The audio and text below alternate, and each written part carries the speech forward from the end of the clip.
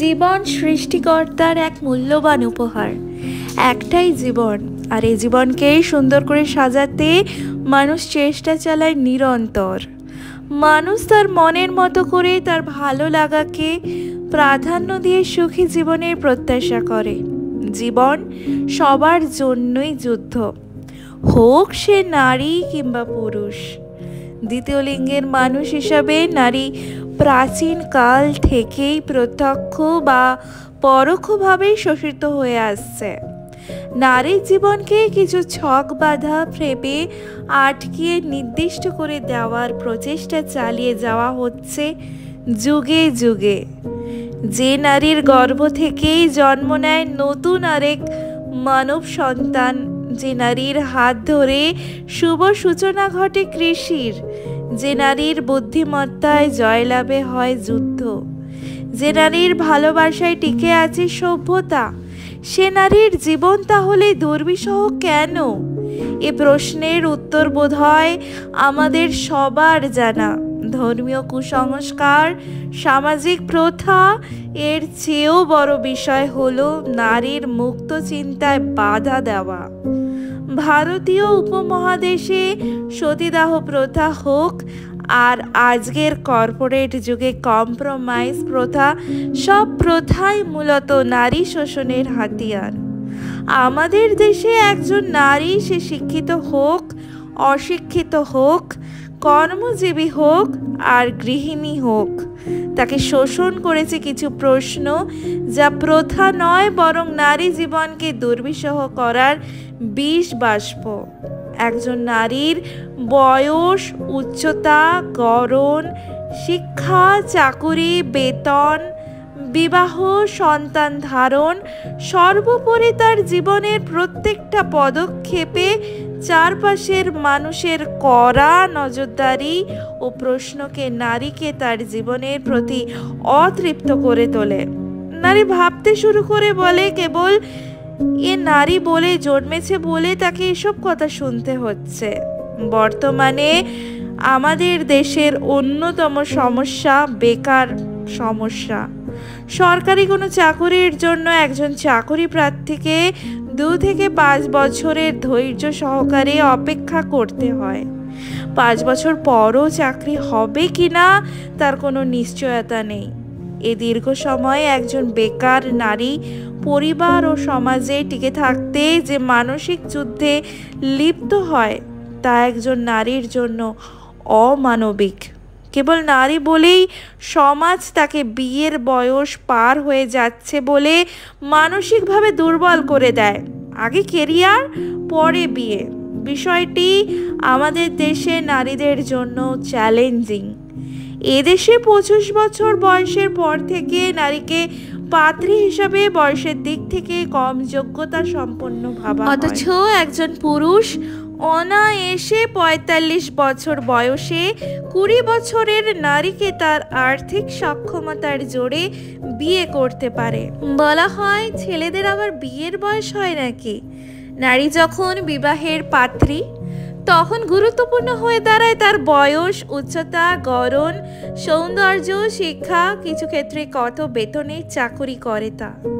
এসব মাপকাঠির আলোকে একজন নারীকে পজিটিভ নেগেটিভ মার্কিং করার পর পাত্রী হিসাবে অযোগ্য ঘোষণা করে পাত্রপক্ষ, এবং কারণ খুব হাস্যকর থাকে। যেমন বলা হয়, এই মেয়ের সব ঠিক আছে কিন্তু মেয়ে খাটো, চলবে না। আবার মেয়ের সব ঠিক আছে, মেয়ে অনেক মোটা বা কম শিক্ষিত বা কম বেতনের চাকরি করে ইত্যাদি। বিবাহের ইন্টারভিউতে মেয়ে রাঁধতে জানে, ধর্মকর্ম জানে, সাংসারিক কাজ জানে, গান জানে, এসব প্রশ্ন করা হয়। কেউ কখনো জানতে চায় না মেয়েটার শখ কি, সে কি বই পড়তে ভালোবাসে নাকি ভ্রমণ ভালোবাসে, সে কি সাঁতার জানে নাকি গাড়ি চালাতে জানে। আমাদের সমাজ ব্যবস্থায় একজন নারী কি জানে তা একটা বিরাট বিষয়। যখন একজন নারীকে বলা হয় তুমি সেলাই, গান, নাচ, রান্না জানো, তখন নারীর মনে স্বভাবতই চিন্তা হয় কিছু কেন জানতে হবে, কেবল নারী বলে। কখনো কখনো প্রশ্ন জাগে, মাত্র অর্ধাঙ্গী খুঁজছে নাকি বাসার কাজের লোক খুঁজছে। একথা অস্বীকার করার উপায় নেই যে নারী মাত্রই মমতাময়ী এবং সে তার দায়িত্ববোধ থেকেই ঘরের কাজ করে থাকে। কিন্তু যখন এই স্বাভাবিক বিষয়গুলোকে ছক বাঁধা প্রশ্ন হয়ে দাঁড়ায় যোগ্যতা বিচারের, ঠিক তখনই নারী নারীর জীবনকে চিহ্নিত করে আলাদাভাবে। নারী জীবন নিয়ে প্রহসন চলে আমাদের সমাজে। যারা মাটি দিয়ে, অলংকার দিয়ে নারী মূর্তি তৈরি করে, পূজা অর্চনার মাধ্যমে কল্যাণ প্রার্থনা করে, আবার তারাই কন্যা শিশুর ভ্রূণ হত্যা, যৌতুকের জন্য খুব নির্যাতন চালিয়ে নারীর উপর। একজন নারী যখন শারীরিক ও মানসিকভাবে নির্যাতনের শিকার হয়, নারী তখন তার নারী জীবনকেই দায়ী করে।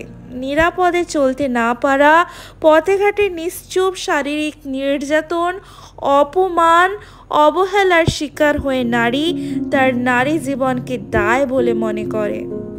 একজন নারী কন্যা, বোন, স্ত্রী, মা, সহকর্মী, বান্ধবী, তার প্রত্যেকটা অবস্থান থেকে সবাই খুশি রাখার চেষ্টা করে। অনেক সময় নিজের সুখ শান্তির কথা চিন্তা না করে জীবনটা অন্যদের সুখে বিলিয়ে দেওয়া স্বাভাবিক বলে মনে করে। স্বামী পরিত্যক্তা, ডিভোর্সি বা বিধবা নারী তার সন্তানের সুখ চেয়ে দ্বিতীয় বিবাহ থেকে দূরে থাকে। নিজের জীবন ভবিষ্যৎ চিন্তা না করে কেবল সন্তানের ভবিষ্যতের কথা ভেবে উপার্জন করে এবং সেই নারী শেষ বয়সে নিজ সন্তানের অবহেলার পাত্রী হিসাবে পরিগণিত হয় এবং তার জীবন আত্মত্যাগের কথা ভেবে চোখের জল ফেলে। তখন তার আর কিছু করার পথ থাকে না। স্বামীর সুখ নিজের সুখ, স্বামীর পছন্দ নিজের পছন্দ, এমন স্ত্রী পুরুষ মানুষ স্বভাবতই পছন্দ করে থাকে। নারী ভুলে যায় যে তার নিজের কোনো পছন্দ অপছন্দ আছে। স্বামীকে খুশি রাখতে লক্ষ্মী বউ হিসাবে নিজের কদর বাড়াতে চায়। বিবাহিত নারীর কাছে তার দিনের শেষে স্বামীর সোহাগ, সারাদিন শ্বশুর শাশুড়ি ও পরিবারের অন্যদের কাজের ফরমাশ খাটা, সুনিপুণভাবে নিজের জীবনের চার দেওয়ালে বন্দি রেখে সংসার জীবন অতিবাহিত করাকে আমাদের দেশে আদর্শ নারীর প্রতীক হিসেবে কল্পনা করা হয়। ইদানিং শিক্ষিত সমাজে চাকরিজীবী নারীর কদর বেড়েছে। এমন কিছু স্বামী আছে যারা স্ত্রীর বেতন পাওয়া মাত্রই তার টাকা কেড়ে নেয়। এ সময় প্রতিবাদ করতে গেলে অনেক নারী স্বামীর নির্যাতনের শিকার হয়। কর্মক্ষেত্রে নারী যে সব সময় খুশি তা নয়। অনেক গৃহিণীদের ধারণা কর্মজীবী জীবন সুন্দর। আর্থিক স্বাবলম্বী নারীরা কর্মক্ষেত্রে সহকর্মীদের টিজিং, পলিটিক্স সব সহ্য করেই টিকে থাকে। একজন নারীকে তার পরিবারের সদস্যদের যেমন খুশি রাখতে হয়, তেমনি কর্মক্ষেত্রে দক্ষতার সাথে কাজের মাধ্যমে টিকে থাকতে হয়। শ্রমিক শ্রেণীর নারীদের নারী বলে কম মজুরি পাওয়ার অভিযোগ বরাবরই রয়েছে। মা হিসাবে একজন নারী তার সন্তানকে সবচেয়ে ভালো করে গড়ে তোলার প্রতিযোগিতায় নামে। সমাজ প্রচলিত নারীর জীবন নয়, বরং নারী যখন তার নিজের মতো করে নিজের জীবনকে পরিচালনা করতে পারবে, তখন তার জীবন প্রিয় হয়ে উঠবে তার কাছে। হতাশা, আত্মহত্যা, দুর্বিষহ নারী জীবন নয়, সত্য, সুন্দর, মঙ্গলময় হয়ে উঠুক প্রিয় নারী জীবন।